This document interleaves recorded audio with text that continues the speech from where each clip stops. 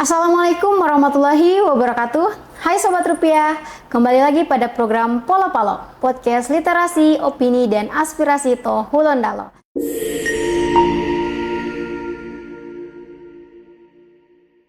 Sebelumnya saya mau mengucapkan selamat menunaikan ibadah puasa bagi yang merayakan, yang ada di Indonesia maupun khususnya di Provinsi Gorontalo ya.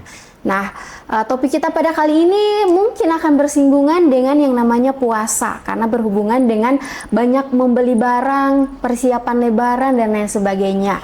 Nah, sudah hadir bersama saya Mas Fahreza Daniswara dari Bank Indonesia. Selamat pagi Mas. Halo Putri, selamat pagi. Ya, gimana kabarnya Mas hari ini? Sehat lah. Puasanya lancar Mas? Lancar dong, Iya. Alhamdulillah masih. Semoga bisa sampai Tujuannya Iya. sampai akhir pasti kita juga berharap seperti itu. Iya, siap.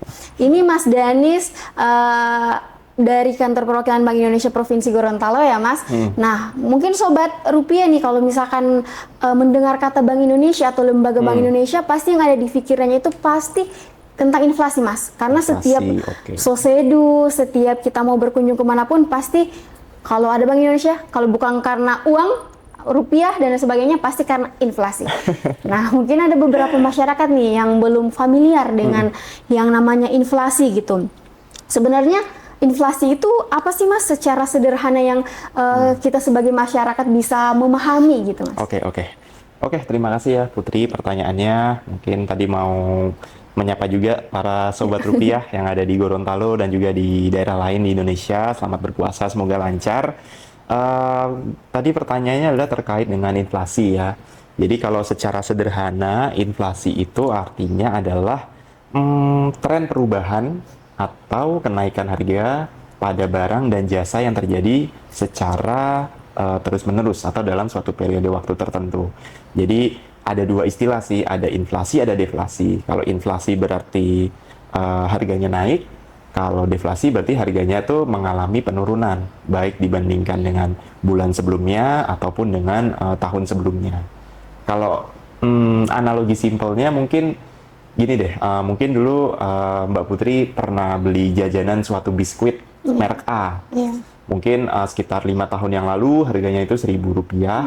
Namun sekarang di tahun 2026 ini harganya sudah naik nih jadi 1.500. Berarti kan ada kenaikan Rp500 gitu kan, inflasi atau sebesar 50% dari harga Rp1.000 tadi gitu sih. Jadi ada kenaikan harga di periode waktu tertentu. Itu inflasi secara sederhana. Oh iya, siap Mas. Nah, itu kan ada range waktunya gitu kan, harga bisa naik, kadang juga bisa turun gitu ya Mas. Betul. Nah, apa sih yang membuat inflasi itu bisa terjadi gitu? Apakah karena barangnya yang langka, permintaan naik, atau ada faktor lain gitu Mas?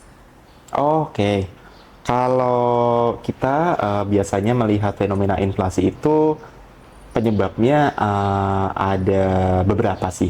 Yang pertama itu dari sisi demand-nya, namanya demand pull inflation atau karena ada peningkatan permintaan. Jadi ada peningkatan permintaan terhadap suatu komoditas, namun produksi atau jumlah barangnya itu terbatas. Jadi kan mekanisme pasar pasti ketika permintaannya tinggi, barangnya terbatas, pasti harganya akan mengalami kenaikan. Itu juga sebenarnya dampak dari tumbuhnya suatu perekonomian di suatu daerah. Karena kan dengan tumbuhnya perekonomian, daya belinya meningkat, dan otomatis orang akan biasanya mengkonsumsi barang secara lebih banyak. Itu dari sisi permintaan. Ada juga dari sisi produksinya, cost pull inflation. Jadi itu terjadi karena ada kenaikan dari sisi biaya produksinya, sehingga produsen seperti tadi biskuit itu menaikkan harganya untuk mengcover biaya produksinya. Nah, yang terakhir itu yang biasanya terjadi adalah imported inflation atau inflasi yang dikarenakan komoditas barang atau jasa yang bersumber dari impor. Biasanya itu seperti barang-barang yang berasal dari luar negeri ya, misalkan seperti BBM yang harganya itu juga tergantung dari harga luar negeri kan, ataupun mungkin ponsel itu kan juga mayoritas masih diproduksi di luar negeri, jadi itu barang-barang yang bersumber dari luar negeri. Nah, kalau di Indonesia sendiri biasanya inflasinya itu cenderung didorong oleh karena adanya peningkatan permintaan. Apalagi untuk bahan pangan itu karena kan produksinya naik turun juga gitu. Nah, kalau misalkan dikorelasikan dengan kondisi kita saat ini kan Mas, kan bulan Ramadan, itu di bulan Ramadan apakah juga ada periode akan inflasi, deflasi, mengingat kita kan apalagi kalau di Gorontalo ya khususnya itu mayoritas merayakan Idul Fitri, betul. jadi mereka mungkin banyak membelanjakan barang-barang tertentu. Itu adakah korelasinya dengan inflasi, Mas? Ya ada sih. Jadi secara nasional memang fenomena itu muncul ya. Inflasi di periode-periode menjelang HBKN. Kita menyebutnya Hari Besar Keagamaan Nasional. Itu juga jadi concern dari nasional juga. Biasanya menjelang Idul Fitri dan juga Natal dan Tahun Baru. Di periode tersebut biasanya inflasi itu akan cenderung mengalami kenaikan. Jadi sebenarnya masyarakat juga nggak perlu khawatir karena pasti dari pemerintah dan juga dari tim pengendalian inflasi daerah sudah menyiapkan berbagai langkah untuk mengantisipasi agar di periode tersebut inflasinya itu tidak terlalu berlebih lah, jadinya tetap di batas yang wajar begitu. Iya, siap. Oh ya, saya pernah dengar nih Mas dari Sosedu yang dilaksanakan oleh Bank Indonesia gitu. Kalau menerangkan bahwa inflasi itu merupakan salah satu komponen pertumbuhan ekonomi gitu. Nah, itu gimana caranya dan bagaimana itu kan ada namanya Gen PIP kan, dia mengendali inflasi. Tapi bagaimana inflasi itu justru menjadi komponen dalam pertumbuhan ekonomi, Mas, dan bagaimana inflasi itu tetap dalam batas yang wajar atau yang ya bisalah menurut Bank Indonesia dan sektor yang sejenis itu dikatakan aman, terutama kalau berada di daerah-daerah tertentu gitu, Mas. Oh iya, kalau kami melihatnya sebenarnya pertumbuhan ekonomi dan inflasi ini memang jalan beriringan ya. Jadi kalau yang kami pahami dan kami pelajari itu memang pertumbuhan ekonomi itu biasanya akan diikuti dengan adanya inflasi. Namun inflasi yang masih dalam batas wajar atau batas normal. Mengapa demikian? Karena kan dengan pertumbuhan ekonomi itu perputaran uang atau perputaran nilai uang di suatu negara itu kan bertambah ya, meningkat. Aktivitasnya meningkat, dari sisi permintaan meningkat, dari sisi produksi juga mungkin ada yang meningkat. Jadi itu suatu fenomena yang wajar dan saling terkait sih, bahwa suatu pertumbuhan ekonomi nanti akan diikuti dengan inflasi. Namun ya itu tetap dalam batas yang wajar. Kalau di Indonesia target inflasi itu ditetapkan sebesar 2,5% plus minus 1%.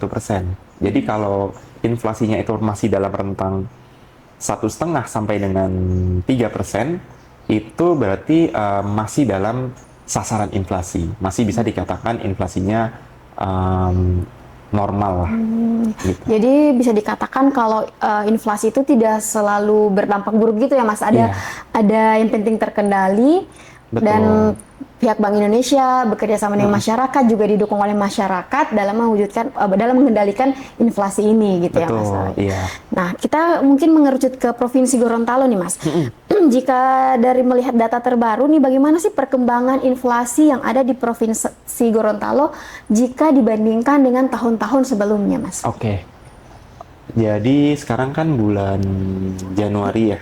Iya. Sekarang bulan Februari. Namun angka terakhirnya itu inflasi bulan Januari 2026. Namun mungkin kami ingin menceritakan dulu bagaimana kondisi di tahun 2025 kemarin ya. Kalau di tahun 2025 kemarin, inflasi Provinsi Gorontalo itu terkendali, capaiannya itu adalah 2,52% year on year. Tadi kan sudah disampaikan sebelumnya ya, bahwa target inflasi kita itu kan 2,5%. Sementara capaiannya Gorontalo itu di tahun 2025 adalah 2,52. Jadi tepat sasaran lah, dan sesuai dengan tentang sasaran. Jadi sementara kalau di 2026 ini, yang terakhir kemarin di bulan Januari, itu kita inflasi, sebentar saya sambil buka angkanya ya biar nggak salah nih. Ya, siap, Mas. Di Januari itu secara tahunan inflasi kita 4,53%. Ini memang cukup tinggi ya, di atas batas yang tadi disebutkan 3,5%. Namun ini ada beberapa penyebabnya, karena memang salah satunya itu kita ada yang namanya low base effect. Karena di tahun 2025 di bulan Januari yang lalu, tahun lalu, itu ada pemberian diskon tarif listrik. Jadi pada tahun 2025 bulan Januari itu terjadi deflasi yang cukup dalam lah. Sementara sekarang kan tarif listriknya sudah mulai normal, sehingga menurut hemat kami itulah yang salah satu yang mendorong kenapa inflasinya bisa cukup tinggi tadi di bulan Januari sebesar 4,53%. Namun di luar tadi ada penerapan diskon tarif listrik di tahun sebelumnya, ada juga tetap inflasi yang bersumber dari bahan pangan, terutama adalah ikan tangkap nih, ikan yang ditangkap oleh nelayan di laut, bukan ikan budidaya ya. Kenapa demikian? Karena memang di periode Oktober sampai Maret itu kita punya fenomena namanya musim angin barat nih. Jadi di periode tersebut ikan-ikan itu cenderung berpergian ke arah tengah lah, menjauh dari sisi teluk. Jadi mereka ke arah tengah sehingga para nelayan kita itu sepertinya agak kesulitan untuk menjangkau perairan yang jauh untuk menangkap ikan tadi, sehingga pasokannya berkurang sementara permintaannya tetap tinggi. Itulah mungkin yang mendorong inflasi juga. Namun di sisi lain, komoditas yang selama ini sering menyumbang inflasi ya, kayak beras, ada bawang, rica atau cabai atau tomat, kita menyebutnya di sini barito. Ya, bawang, rica, tomat itu ya cenderung stabil sih sampai dengan saat ini, karena pasokannya lumayan baik. Dan juga di triwulan 1 2026 ini Gorontalo juga ada fenomena musim panen raya, itu yang mendorong juga. Ya siap Mas. Berarti untuk angka inflasi tahunan itu kan sekitar 4% tuh Mas. Betul. Itu sebenarnya untuk arti bagi masyarakat itu sendiri apa sih Mas? Kita kan kalau misalkan Bank Indonesia udah bicara data nih 4%, 3% itu kan sebagai mungkin ya termasuk saya juga kayak apa ini gitu. Nah, dampak secara realnya ke kitanya sebagai masyarakat itu apa Mas kira-kira menurut Mas Danis? Oke, jadi kalau dampak atau efeknya ke masyarakat, memang ketika ada suatu kenaikan harga pasti masyarakat nanti akan mengeluarkan lebih banyak uang untuk mendapatkan suatu produk atau jasa. Seperti tadi misalkan untuk tarif listrik nih, karena di tahun 2025 kemarin ada penerapan diskon tarif listrik, sementara di tahun 2026 ini sementara belum ada ya pengumuman penerapan diskon tarif listrik, otomatis masyarakat akan mengeluarkan lebih banyak biaya untuk tadi mendapatkan produk atau jasa tarif listrik itu, ya kan? Namun kalau dilihat secara keseluruhan itu kan sebenarnya inflasi yang paling berpengaruh ya, yang paling volatile lah, bergejolak di Gorontalo ini adalah inflasi dari komoditas pangan. Nah, untuk komoditas pangan sendiri memang nanti menjelang puasa itu cenderung ada kenaikan. Namun yang kami coba pastikan adalah bagaimana kenaikan dari komoditas-komoditas pangan itu tidak terjadi secara berlebihan. Jadi salah satunya lewat penguatan produksi di pertanian, atau juga bagaimana memastikan adanya pasokan yang datang dari daerah luar, kan, dan juga memastikan distribusi di dalam kotanya ini lancar. Jadi itu ya yang coba kita lakukan supaya inflasi pangan ini tidak berlebihan lah. Gitu. Menarik banget nih Mas. Jadi emang kalau yang saya pahami nih berarti Bank Indonesia sebenarnya tidak bekerja sendiri Mas. Kita tetap bersinergi dengan pemerintah, terus masyarakat juga harus sama-sama kita mengawal dan menjaga inflasi untuk biar tetap terkendali ya Mas. Nah, mungkin teman-teman merasa kayak ini pembahasan agak berat ini ya, gitu kan, kayak inflasi gitu berhubungan dengan data nih. Untuk teman-teman mungkin kalau misalkan mau update data inflasi di Provinsi Gorontalo atau secara nasional, bisa langsung follow Instagramnya Bank Indonesia sama Bank Indonesia Gorontalo yang ada di bawah sini gitu. Jadi teman-teman bisa itu lihat, oh ini inflasinya sekian kata Mas Danis di podcast Polo Palo sekian, oh berarti kita udah bisa menyambung-nyambungkan gitu kan informasi itu relate gitu dengan data yang disajikan oleh Bank Indonesia khususnya yang ada di Provinsi Gorontalo nih. Kita lanjut nih Mas. apa namanya tadi kan Mas Danis bilang ada periode-periode tertentu kan kenapa Iya. inflasi itu naik ataupun turun. Nah, komponen apa yang paling memengaruhi inflasi di Gorontalo belakangan ini, Mas? Apakah Belakangan ada ini. lebih banyak dari harga pangan, energi, jasa atau yang lainnya gitu, Mas? Oke. Oke, kalau yang paling sering mempengaruhi Iya. belakangan ini mungkin kita ambil periode 1 tahun terakhir lah ya. Tentu yang pertama itu komoditas pangan. Tadi yang seperti aku jelaskan, yang komoditas pangan yang muncul itu adalah beras, barito, bawang rica, tomat, ikan tangkap ya. Biasanya di antara komoditas itu sih, ikan tangkap ini macam-macam sih. Ada ikan cakalang, ikan selar, ikan malalugis, Oh, ada malalugis. macam-macam Saya lah. suka tuh malalugis untuk orang-orang Gorontalo Oci, pasti. itu ikan oci. Oci juga. Kalau oci agak besar, Mas. Kalau yang malalugis itu yang kecil-kecil kayak jari itu enak banget itu.